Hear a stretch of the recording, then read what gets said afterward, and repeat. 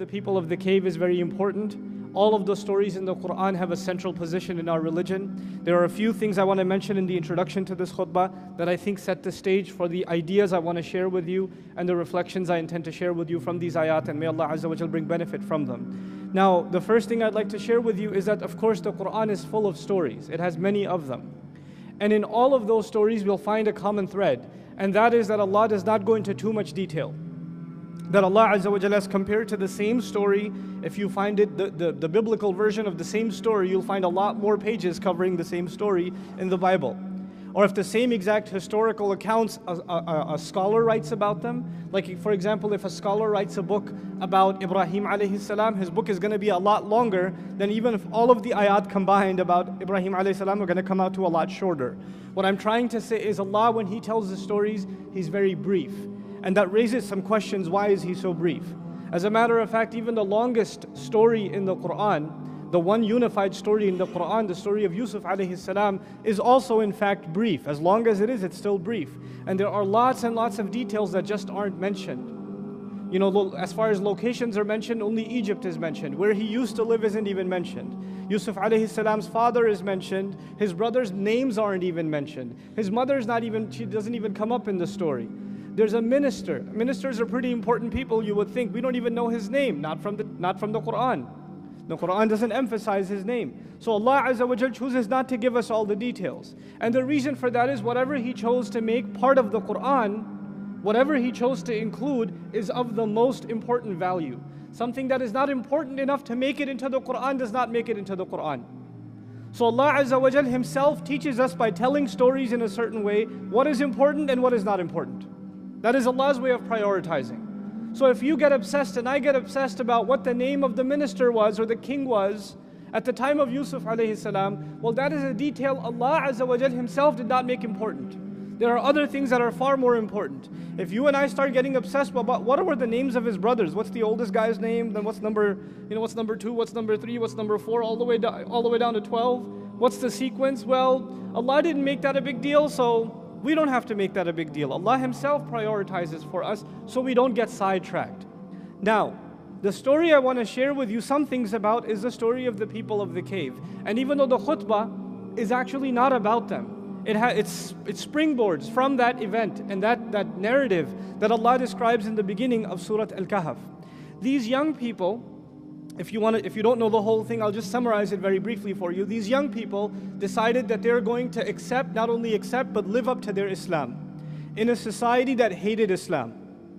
And actually, they could have stayed quiet and not told anyone that they're Muslims. And they could have lived dormant lives, undercover Muslims kind of thing. But Allah Azza wa Jal gave them the courage of heart that they stood up and they testified.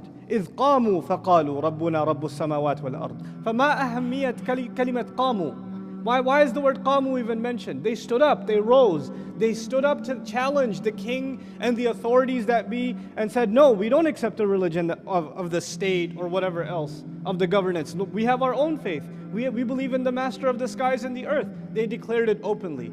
And this was considered an act of treason. So they were supposed to be executed for their crime. And they were these young guys, these are young friends. So they got scared and they asked Allah for help, and Allah put in their heart that they should go back into a cave that they were familiar with, but I won't tell you how they're familiar with that. That's for another time, inshallah ta'ala.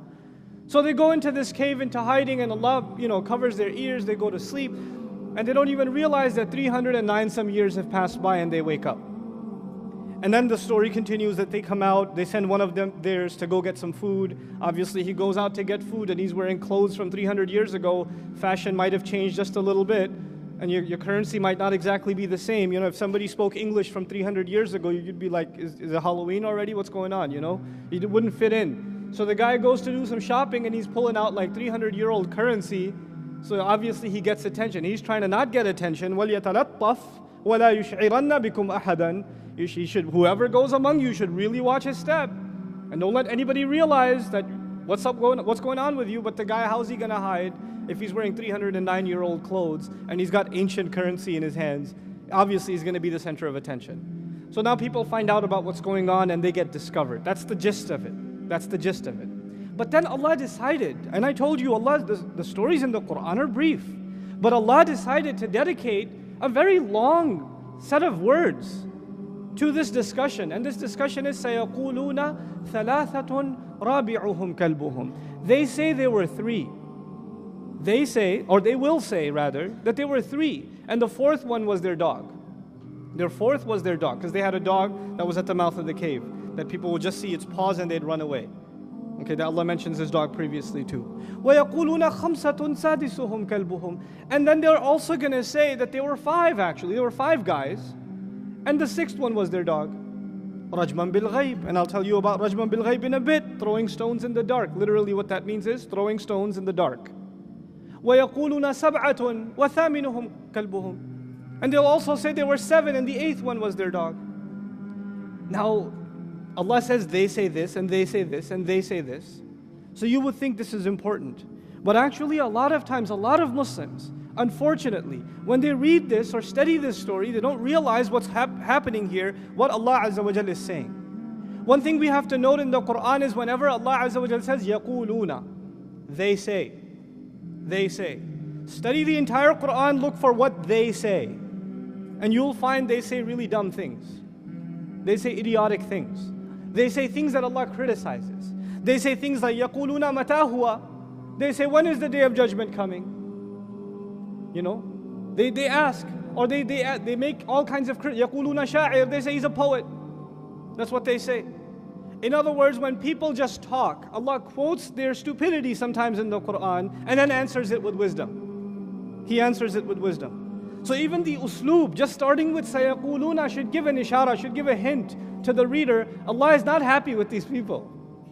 He's not exactly happy with these people. Now this story has many amazing lessons. But before I go into them and help myself and you appreciate the wisdom of these ayat, I want to give you another story on the side. This one I made up myself. Imagine that I am a business teacher. My job is to teach students how to start a business. How do you start a business?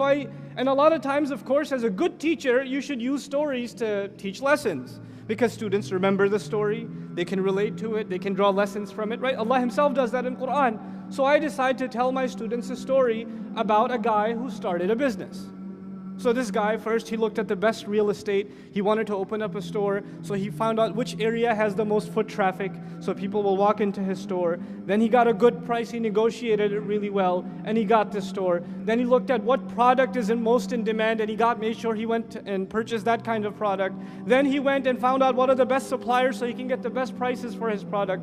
Then he found out what is the best prices, reasonable prices at which he can sell to his customers. Then he learned how to deal with customers in a patient way and be nice to them. So when the customers come into the store, they like how he treated them, so they recommend others to his store also. And I'm telling them this story about this guy who opened his store and does all these things so his business could be successful, and he benefited tremendously by following these few principles and not making sure he filed his taxes properly, this and that and the other. And a student raises his hand. He listens to the whole story, he's taking notes. He raises his hand and he says, what color jacket does he wear to work? Another guy asks, well, how did he paint the door? How did he paint the door? And what kind of cash register did he get? Did he get the digital one or the manual one? What did he get? So these students start asking questions. And you know what that tells you when they ask those kinds of questions? I don't think you realize the point I was making when I was telling you the story. The point of it was you should learn to take these principles and start a successful business yourself. The color of your jacket will not help you. Does he wear shoelaces, or does he put Velcro on his shoes? What does he do? It won't help you. It's irrelevant. It's a kind of what they say in Arabic, نوع من سوء الفهم. You didn't understand the point. Allah Azza wa Jal dedicated several ayat telling us that these young people were amazing. He told that they were young people. I mean, this is a college town. Young people, young guys get together and do what? Dhikr of Allah. They get together and make dua to Allah. They get together and help each other stay away from haram things. Is that usual or unusual? The guys here sitting can tell you. When a bunch of guys get together collectively, they don't get smarter, they get dumber. They do stupid things when they get together. And these young people, they are each other's strength.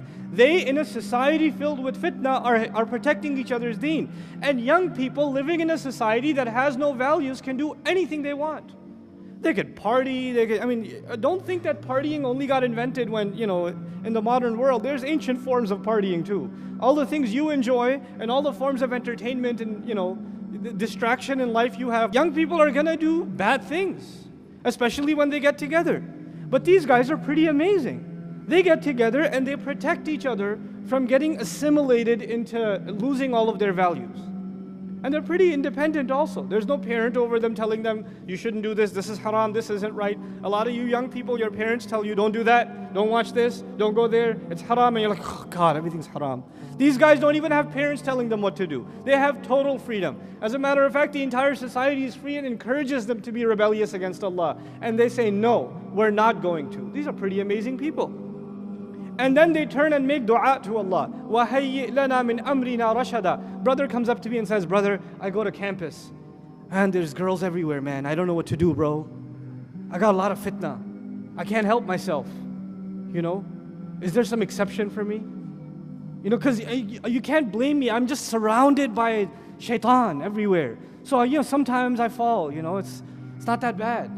And I say, man, these young people were surrounded by fitna too. But they learned to understand that you, yourself, I, myself, are helpless. Yes, we are helpless. We can help ourselves. But Allah is the one who provides protection. Allah is the one who provides guidance.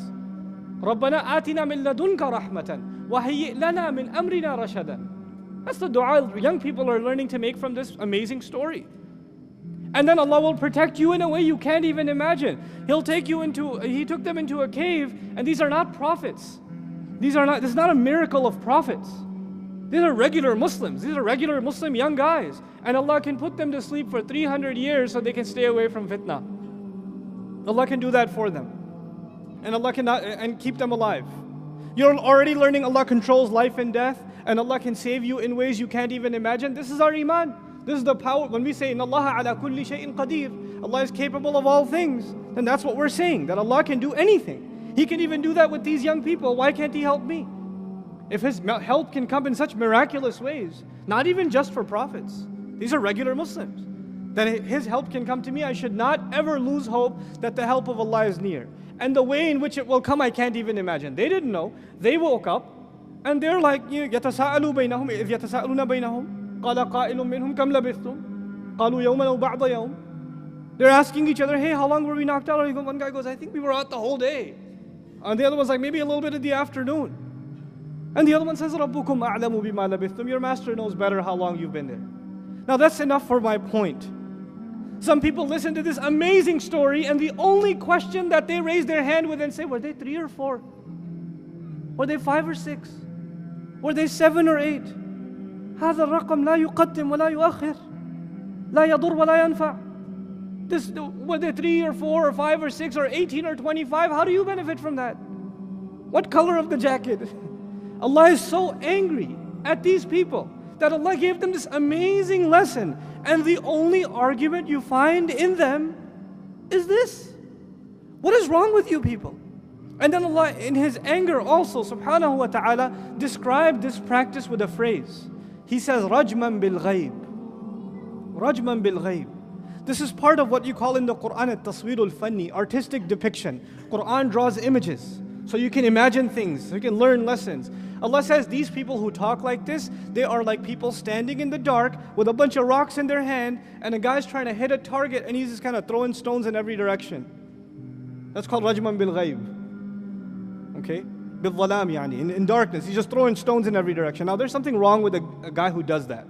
Imagine some guy in a parking lot, he's got a bunch of rocks in his hand, no lights are on, and he's got a bunch of rocks, he's just chucking them in every direction. He's got a target somewhere, he wants to hit this bottle. Obviously he doesn't know where it is. Now what is wrong with that practice? First of all, it seems like a type of insanity. Second of all, obviously you will probably hurt someone else when you do this. You will hurt someone else when you start making wild guesses. And even if you hit your target, you won't even know.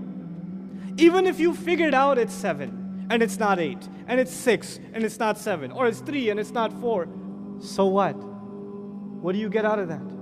Allah Azza wa Jal responds Himself. Now Allah could have ended the mystery. Were they 3 or 4? 5 or 6? 7 or 8. Allah Himself could have said, قُل سبع. انتهى الأمر. He could have said there were 7, okay? Done. End of discussion. He didn't do that. He says, قُل رَبِّي أَعْلَمُ بِعِدَّتِهِمْ الْأَمْرُ هُنَا قُل. Tell them, let them know. The way to continue this discussion, number one, my master knows better how much they were, how many they were. He chooses not to tell us.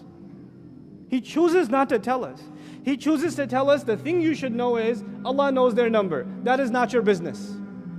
You don't have enough lessons to learn that you got caught up in this? People do this with all the stories of the prophets. If you're one of those people, make tawbah. That you hear the stories of the prophets and you're like, hey, so Yusuf alayhi salam, after all those years he came out of prison. Did he marry that woman or what? I don't care. Quran didn't go into that question. So why do you even want to ask the question and why do you seek the answer? What will you get out of that?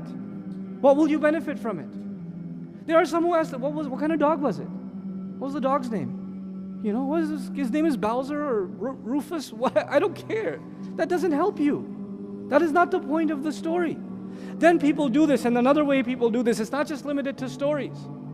There are ahkam of this deen, there are rulings, regulations, principles, guidelines, things you must do as a Muslim, things you should not do as a Muslim. There are regulations on all of us, and you should know them. You should know what you can eat, what you can't eat. You should know how to purify yourself and how you shouldn't purify yourself. You should know the kind of interaction you can have with the opposite gender and the kind of interaction you can't have. You should know your limits. But you know what people do? Some people, the only kinds of questions they ask about Islam are the questions that have nothing to do with their life. They have nothing, they will not benefit from the answer, but it's a question about Islam, no doubt about it. Hey, so what if you live on the North Pole? How do you make 5 prayers because the sun's up for 6 months? How do you pray? Do you live on the North Pole? Are you moving? Did you get a job at the North Pole? Have you already rented one of those, icicle things? Is that set? So you should ask that question when it's relevant to you. Why are you asking now? How does it help you? See, fuqaha can ask those questions because they have to answer all kinds of people. But you and me as an average Muslim, we have to ask the questions that benefit us. If they don't benefit us, then don't ask the question. This is kathratu su'al. And this is taking you away from what the religion really is. In the few minutes I have left with you, I want to share some more lessons from these ayat, because the lesson Allah has to teach is not done. But one other thing that the Prophet ﷺ told us, ad-deenu an-nasiha. He summarized the entire religion. The Prophet says that he was given jawami'ul kalim, utit jawami'ul kalim. He was given the most comprehensive words, few words that capture everything. You can have hundreds and thousands of books on Islam, and then you can have 2 words and it says everything. Ad-deenu nasiha. It's the Rasul's word, sallallahu alaihi wasallam. Religion is sincere counsel. The entire religion, all it amounts to is ultimately sincere counsel. What does that mean? That everything in our religion that I learn and everything in my religion that I try to teach should have the benefit of helping someone, counseling someone. Either it makes them stronger in their faith or it betters their practice. That's it. There are only 2 things. Either it makes your iman stronger or it makes your amal stronger. And that's it. That's nasiha. If you are curious about something and it neither benefits your iman nor does it benefit your amal, then you're outside of a deenun nasiha. Then you are interested in questions that are related with the deen, but they have no nasiha in them. You see what the Prophet did with these words, sallallahu alaihi wasallam, is he caged our curiosity to that which is beneficial. Because people have curiosities of all kinds of things, in Islam and outside of Islam, and many of them are not beneficial. So our curiosity, you're right, you have a right to be curious, but be curious about things that will help you. Not just useless things, just random things that you're curious about. So now let's come back to this story. Allah Azza wa Jalla says, قُلْ رَبِّي أَعْلَمُ بِعِدَّتِهِمْ. My master knows better what their number is, which basically means you be quiet. Don't even ask that question. Who are you to say there are 3 or 4 or 5? حينما قال سبحانه وتعالى ربي أعلم من يقول أنا أعرف أنا أعلم. If Allah has already said, I know better. Who's going to come out and say, actually I think I know how many there were? It's done. That discussion is over. قُلْ رَبِّي أَعْلَمُ بِعِدَّتِهِمْ. Then he doesn't say, this is the diqqatul isti'mal fil Quran, right? So you see, he doesn't say ما يعلمها إلا قليل. ما يعلمها إلا قليل. لم يقل. He said ما يعلمهم إلا قليل. You see, if he said ما يعلمها إلا قليل, the ayah would have meant nobody knows their number except a few. Nobody knows the number except a few. But in the ayah, Allah does not say, He's not even talking about the number anymore. He says nobody knows the reality of them except a few. Nobody pays attention to what I really told you the story for except a few. Most people get caught up in these things. Most people get caught up in distractions. And they forget the point for which I'm telling you the story, for which Allah is teaching. مَا يَعْلَمُهُمْ إِلَّا قَلِيلٌ. These young people of the cave, I can't remember how many different khutbahs I've given, different topics, on just the people of the cave. On just them. Because they are such an inspiration in the Quran. Especially for young people living in times of fitna. They are such an inspiration. And Allah Azza wa Jalla says most people don't realize what they really are, except very few. Most people don't, you just think it's just a story. It's not, it's guidance from Allah. Allah decided to crystallize these people's lives in history through His book, because people until the Day of Judgment will get advice from these young people. These young men will be role models for other young men until the Day of Judgment, because Allah made them part of His book. ما يعلمهم إلا قليل. Then He says فلا تماري فيهم, يعني لا تجادل فيهم. The word mara yumari, mira'an, this word in the Arabic language actually comes from marwun. Marwun means a hot rock. A rock that is hot on the inside, like burning on the inside. You can't see the fire of it until you touch it. But also from it mara, they say mara shata, يعني استخرج لبنه. That if somebody has, Lisan al-Arab mentions this, when you milk a goat, that's called mara also. Mara or mirya also, al-jadal wa shak. The word mirya means actually argumentation and doubt. Now, la tumari fihim means don't engage in an argument about them. Don't use evidences against each other about them. Don't pull out interesting facts like milking a goat. Don't pull out interesting facts about them just to have curious conversation for no purpose. Illa mira'an zahiran. Except you should have an engaging conversation about them and pull evidences from what Allah told you about them in what is obvious. Mira'an zahiran. يعني من ما هو الظاهر من كتاب الله. Whatever you needed to know about the people of the cave, whatever advice you could have gotten from these people, Allah put it in the Quran. That is zahir. That He made obvious. Whatever could not have helped you, He made ghaib. He didn't tell you. That is the way Allah teaches. Illa mira'an zahiran. Now we are not the people who knew about the people of the cave first. This is the last part of my khutbah I want to share with you, probably the most important part. It is narrated that some Jews came to the Prophet ﷺ, and some other narrations, Christians even, came to the Prophet ﷺ and said, who are the people of the cave? Man ashabul kahf. Who are these people of the cave? If you're really a prophet, you would know. So Allah revealed to him, أَمْ حَسِبْتَ أَنَّ أَصْحَابَ الْكَهْفِ وَالرَّقِيمِ كَانُوا مِنْ آيَاتِنَا عَجَبًا. The ayat began about the people of the cave. In other words, we're not the only ones who have been educated about their story. The people of the book also knew about them. Yes? And obviously I told you Allah speaks to us briefly. But if you look at the books of the Christians and the Jews, there are extensive amounts of detail. Extensive amounts of detail. So probably the same story is going to be 5 times as long. So they would have a lot more information that we do. What did Allah tell us? فَلَا تُمَارِ فِيهِمْ إِلَّا مِرَاءً ظَاهِرًا وَلَا تَسْتَفْتِ فِيهِمْ مِنْهُمْ أَحَدًا. Don't go seeking more information or verdicts about these young people from any of them. What is Allah telling us? They may know that there were some people in a cave, but they have no guidance from that story. The guidance is in Quran. You will get nothing from the people of the book from this story that you don't already have in Allah's book. There is no reason to go to them and even ask the question. وَلَا تَسْتَفْتِ فِيهِمْ مِنْهُمْ أَحَدًا. This is a very important teaching of our book. We have something in common with the people of the book.